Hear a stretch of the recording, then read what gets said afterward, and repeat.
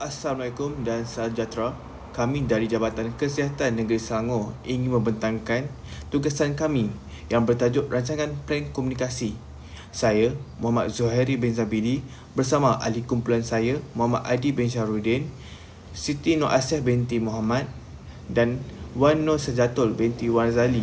Pembentangan ini merupakan daripada kursus SCCAJ 3141, Kemahiran Komunikasi Pengurusan. Pengenalan. Komunikasi merupakan elemen yang sangat penting dalam setiap organisasi, khususnya dalam sektor awam. Ianya menjadi saluran utama untuk menyampaikan maklumat, arahan dan juga maklum balas antara semua peringkat pekerja.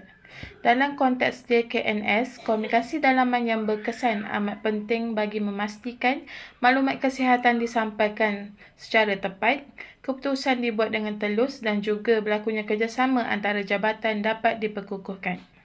Latar belakang organisasi.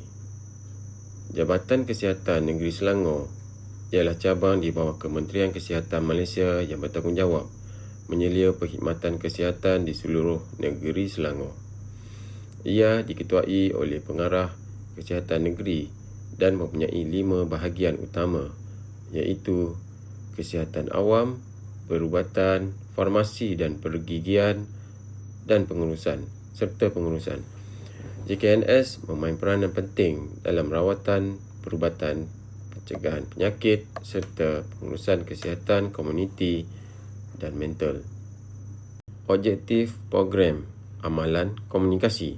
Antara objektif dan pelan komunikasi ini ialah: pertama, meningkatkan keberkesanan penyampaian maklumat dengan memastikan ia disampaikan secara tepat dan cepat. Kedua, mengurangkan salah faham serta konflik dalaman dengan mewujudkan garis panduan komunikasi yang standard dan jelas. Ketiga, meningkatkan kecekapan pengurusan konflik melalui latihan interpersonal dan saluran aduan rasmi.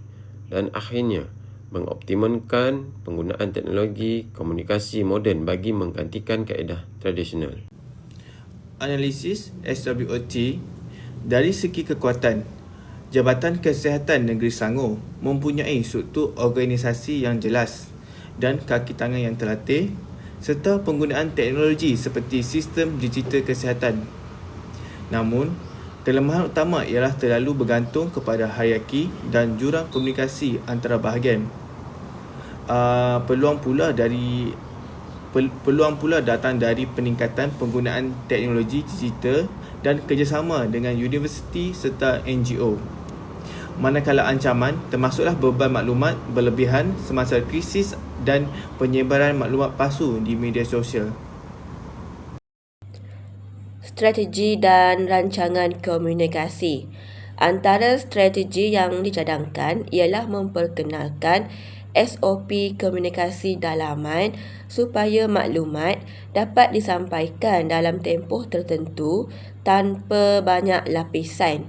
Selain itu, meningkatkan penggunaan alat digital seperti e-health dashboard bagi memantau data penyakit secara langsung.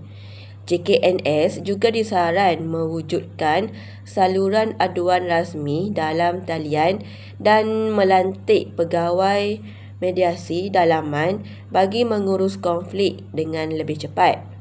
Seterusnya, untuk menangani beban maklumat berlebihan, laporan boleh disampaikan dalam bentuk infografik dan notifikasi keutamaan. Bagi ancaman maklumat palsu, cadangan utama ialah menubuhkan unit komunikasi strategik yang memantau isu tular dan mengeluarkan kenyataan rasmi segera. Slide 9. Kesimpulan. Secara keseluruhannya, pelan komunikasi yang strategi amat penting untuk memastikan keberkesanan penyampaian maklumat dalam JKNS. Dengan pelaksanaan SOP, latihan komunikasi dan penggunaan teknologi moden, JKNS bukan sahaja dapat mengatasi masalah dalaman tetapi juga meningkatkan kepercayaan masyarakat terhadap perkhidmatan kesihatan awam di Selangor.